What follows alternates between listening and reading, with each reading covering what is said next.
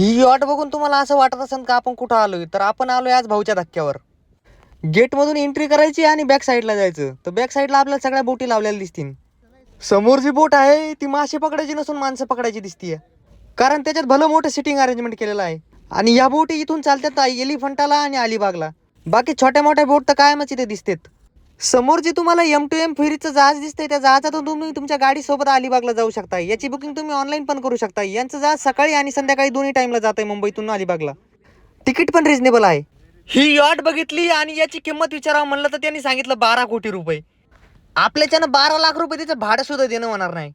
आणि या लाकडी बोटीच्या मासे पकडायचे दिसतात त्यांची बी किंमत काही कमी नाही. 2 कोटीच्या खाली तर एक बी नसल.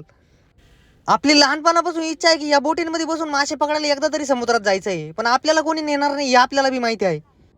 थोड्याच वेळात पावसाचं वातावरण झालं आणि आमच्या अंगातले किडे पण शांत झाले, तर आम्ही आपलं निघलोय आता रूमच्या प्रवासाकडे. तर आता भेटूया पुढच्या व्हिडिओमध्ये. तोपर्यंत फॉलो करून ठेवा. Bye bye.